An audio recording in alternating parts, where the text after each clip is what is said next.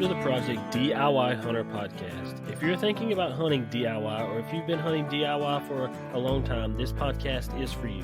We invite you to join us as we seek to gain knowledge to continue to be successful DIY hunters. Thanks for listening and enjoy the podcast.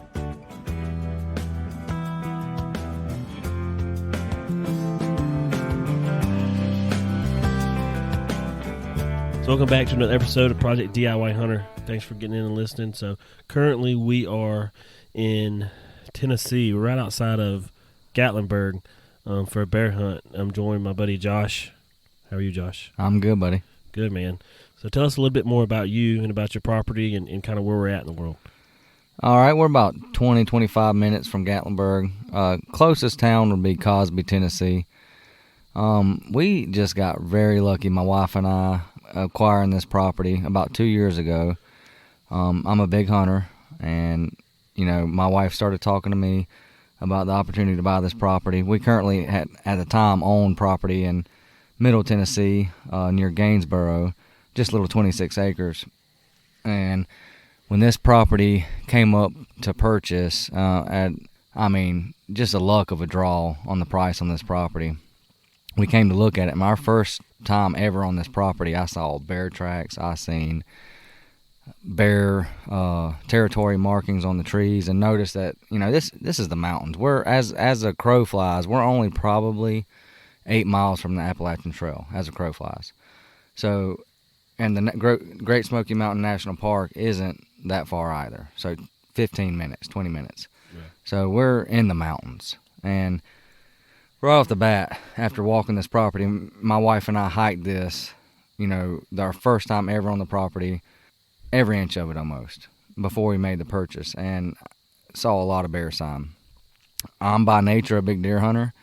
I've never really been into bear hunting or have been around bears. Being from the foothills of South Carolina, I've heard about them. People hunt them in our county, Greenville County and stuff, but never have I actually went and decided to hunt a bear.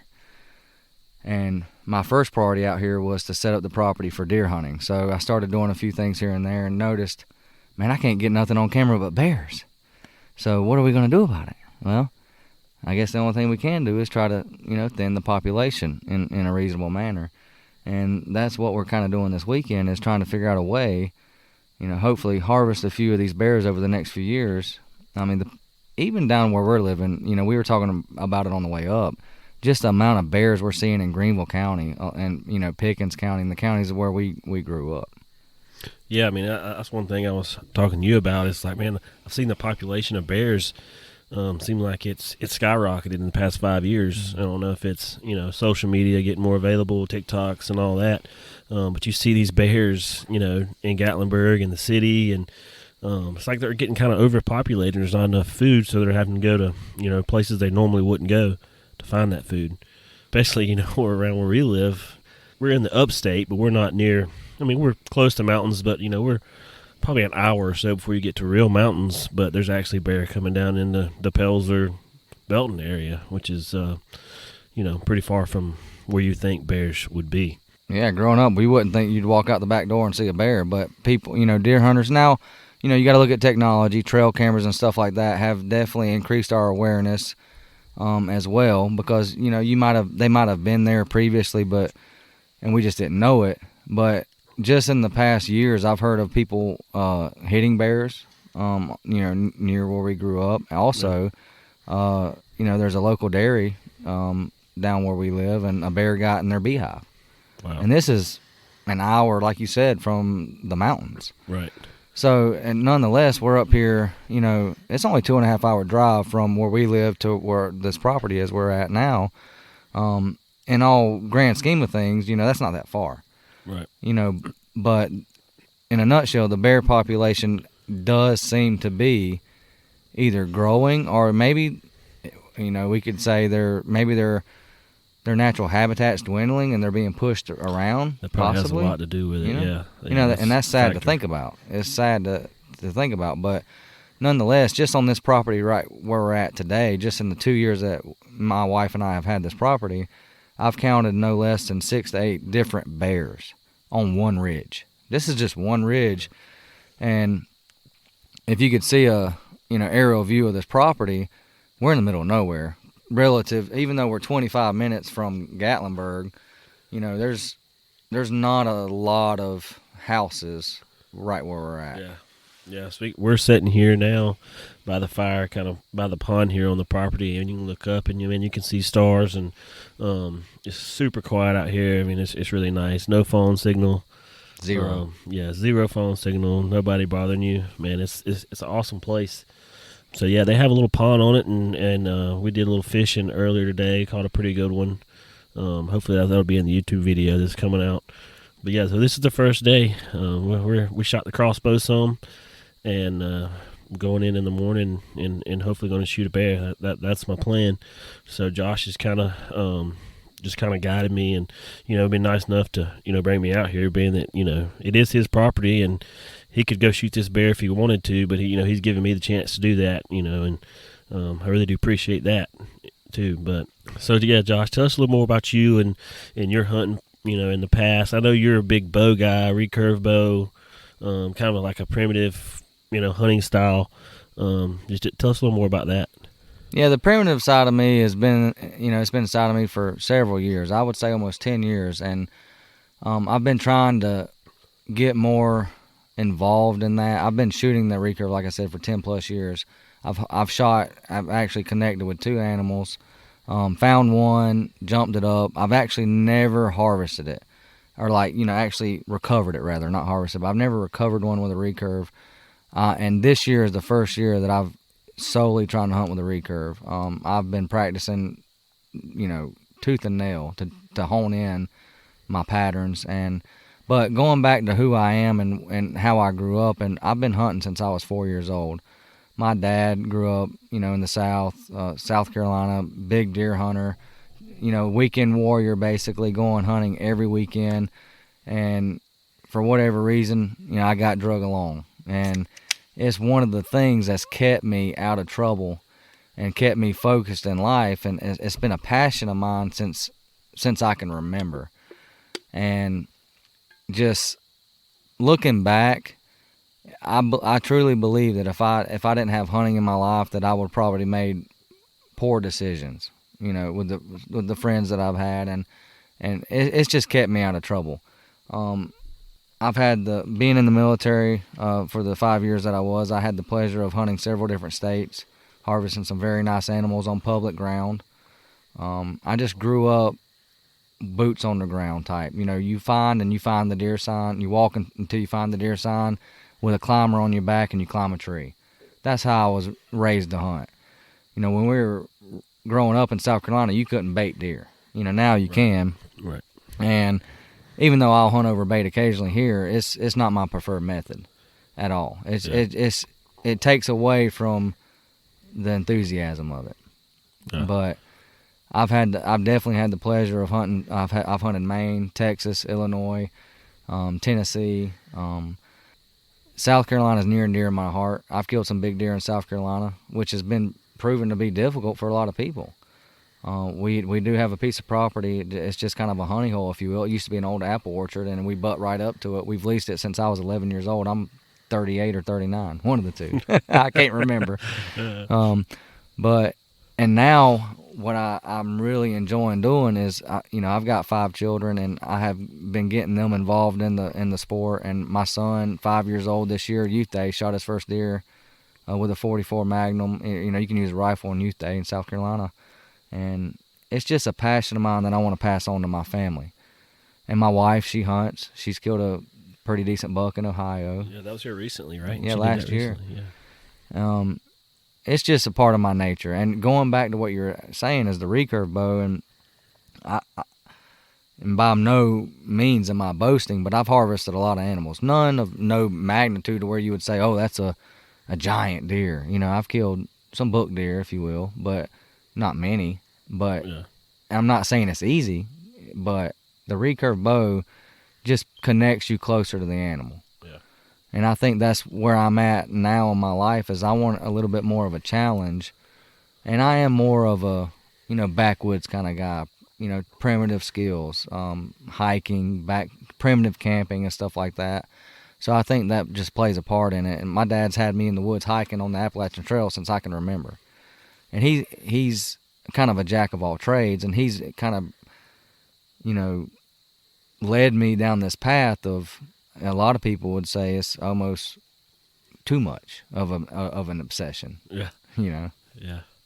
Yeah, so let's move, and we'll talk a little more about the recurve bow later, and kind of the challenges and what makes it difficult. But do you have any stories from recent hunts that you want to talk about? Oh man, where do I begin? If you want, I guess we could. I'd like to talk about some of the hunts that you did in Maine and Texas, right? Because that's two of the places. You mentioned you were hunted out of state. Or different states. So what kind of hunting did you do in Texas and in Maine? Being from the South, whitetail is where it's at for me. And Maine, they have whitetail deer. Texas has whitetail deer. There's several different other animals you can hunt there. Like in Maine, you got moose, you got bear. But I never ever put in for a tag for those animals because I'm obsessed with whitetails. Even in Texas, you got all kind of exotics you can go on, and exotic hunts, and just so many different mule deer even, and that is a desire of mine now to hunt a mule deer. But whitetail is specifically what I grew up hunting, and I'm just crazy obsessed with them. Yeah. And in Texas, and I lived in Maine before I ever lived in Texas. I was in the Navy. I was stationed in Brunswick, which is a coastal town. No ships. It was just an air base, but it was close to the coast. And luckily for me, they had an expanded archery zone. So it was archery only, and it opened early. And Maine is you don't get many tags at all. You can, in the expanded zone, you can get a few additional tags. But if you talk about the core state of Maine, you only get one buck tag. You get one deer, basically that's it. But in the expanded zones, because, closer you get to the coast, the deer per square mile was a little bit, it was better. The further inland you get, and then in the north woods, you call it the big woods, the deer per square mile was it wasn't very dense. It was spread out. Yeah. So you had less opportunities. So I can understand why they would limit the tags. But one particular hunt, I had gained permission. It was right up next to some private property or public property, and I had gained permission from this private property owner, and it butted up to the public land. So I was kind of hunting both. And I was young at the time. I was probably 26, and I left the stand. Well, even then I knew better, but I left the stand at 9:30, 9:45. I got cold. Maine's cold. I'm from the South. It took years to get used to that temperature change. Yeah. And now I prefer the cold. South is just too hot. Anyways, so I get down, and I'm walking. I'll never forget. It was like a Christmas tree farm on this backside of this property that I was hunting. He had planted Christmas trees. And I was walking through the Christmas trees, and imagine just one tree, two trees, three trees, four trees, buck. I could just remember just passing the trees, just looking around casually, trying to get to my truck because I'm cold. November, it's the rut. Why am I getting out of the stand at 9:30 in the morning? It blows my mind to this day. And there he is. He's gigantic. Biggest deer I've ever seen in my life, looking dead at me. And he had a 9. At the time, I didn't know how long it was, but it was a drop tine. I mean, it was unreal to me. Growing up in the South, you kill a basket rack egg, you done did something back when I was growing up. Now South Carolina is definitely getting into, deer management, antler restrictions and stuff like that. But back then, you see an 8-point, it don't matter how big it is, you shoot it. Yeah. So to me, to see a deer of that caliber was just unreal. So, and now my dad taught me well, so I made a game plan and kind of even back then. I'm talking 2005. So I pulled up a topographic map and started looking at the lay of the land and figured out a game plan to go in there and kill this deer. Mm-hmm. And I had to go on the public ground to do it because the public ground ended at the fields basically, and you're not going to kill typically 90% of the time, you're not going to go into an open field, and I could see the road. So I just knew that I had to get deeper in the woods to kill this deer, to get them earlier. So I pulled up the maps and found a pinch point, a funnel, to where a ridge kind of met a creek bottom, mm-hmm. and it kind of forced the deer through there, and to where I seen him, and to where I figured he was coming from Right. was about 300 yards. So I wasn't far in, but I remember it was November. I don't remember the exact day, but it was like November 18th. It was cold. I could see my breath. The ground was crisp. I got in there well before daylight, and I heard that particular deer coming for it felt like a mile, just walking through the frozen leaves. I couldn't see it. I just knew it was coming. Yeah. And I was still hunting. Anybody that's from the South, you started out hunting with a 30-30. I was still hunting with a lever action 30-30, Marlin 30-30 my dad gave me. So I had that in my lap. And as soon as he crested this little knoll, I mean, I seen him, and my heart and my jaw all dropped at the same time. And he was facing me a little, and he picked me out like that right away. But I just put it center mass right of his chest, pulled the trigger. He ran I heard him crash, but ran out of sight. Yeah. So the first thing I did, before I even got down out of the tree, I can't even believe I had cell phone service back where I was, but I did. Called my dad, and I'm still young now. And the first thing I said to him, I'll never forget, I think I just killed a deer bigger than you did, than you ever have. And he's killed some big deer. Right. Why that came to my mind, why was I in competition with my old man at the time, I don't know. I guess to earn my man card or prove myself to him. But he was like, well, you need to go look for it. So, because I was shaking in the tree. I waited legit 1 hour before I ever got down because I was so afraid to jump that deer. Yeah. And as soon as I walked up to him, it was a life-changing event for me to be 25 years old or whatever it was and to harvest an animal of that caliber. He was 20 inches wide, palmated almost 4 inches on each side. He was only 6 points mainframe. With that drop tine, he was 7. Yeah. But if you could see a picture of him, he is literally the most unique, non-typical deer you'll ever see. And that's being biased because I shot it. Yeah, that's awesome. Yeah, I haven't had the chance to really kill no big deer yet. I've seen a few, and my dad actually, this is a funny story. So we were actually going to a Clemson game, and I was standing in the tailgate hanging out with my buddies, and I was like, man, they're showing everybody a picture of this deer. It was a big 12-point that we had on my parents' property. And I've been watching this deer for about 3 years and never could really, get on him. And I'm like, all right, he's coming out, he's coming out during the day. We've seen him. We've seen him on camera, seen him in person coming out during the day. And so I was going to get him, that next day. I guess I was going to go out on Sunday or Monday morning or something like that. And right after the game, it was come back to the tailgate. And once I got back to the tailgate, I got enough signal to get like a text message because inside the game back then you couldn't really get no signal because all the people in one area. And it was my dad. He sent me a picture of that deer. He killed it and had it up on the wall. But at the same time, he did all the work. He did a lot of work around there too, so he had just as much right to the deer as I did. I was just happy, Somebody got it. Yeah, that he got it instead of the neighbors or whatever. Because we have about 60 acres there at the house, and obviously deer travel on other people's property. Not they just don't stay on mine. So I was just happy that it was one of us that harvests the deer. A 12-point though in South Carolina, that's not many people do that. Yeah, it was a good deer, man. It was a lot of mass to him. He wasn't super tall, but he had really good mass. But so what kind of hunts did you do in Texas? Texas again was mostly whitetail.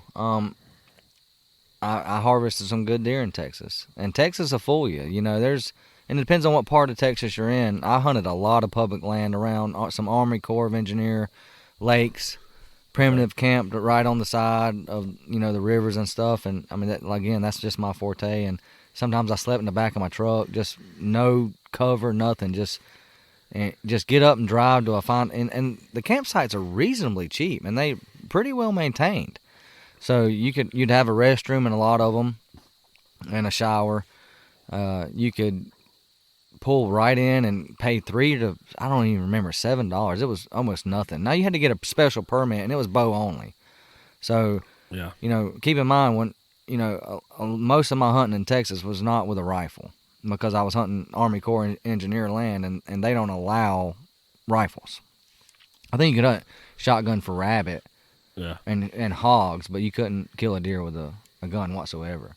Yeah. So that's kind of what kind of stuck me to that bow, is that it was all I had, because I didn't have. I ended up getting private land while I was in Texas. I was there, I guess, 5 or 6 years, but the beginning was definitely all public and with a bow. Yeah.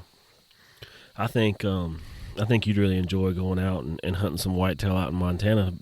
Surprisingly, a lot of people want to hunt mule deer, but surprisingly they do have a lot of whitetail out there. And some big ones at that. But I've watched some videos of Randy Newberg and camera guys trying to go find a whitetail, and it's actually a little tougher, I think, to kill a whitetail out there than it is a mule deer. But so what would your dream hunt be if you could just do any hunt you wanted to? What would that hunt be? Now, where I'm at now with the amount of whitetails I've killed 100, nothing, like I said, nothing crazy. 140 inch 12 point from Illinois. I've killed that drop tine deer from Maine. Mm-hmm. I've killed 140 inch deer from Texas. I've killed some South Carolina deer that I've never had scored. One 2 years ago was 22 inches wide, 9 point. Just a beautiful deer. Yeah.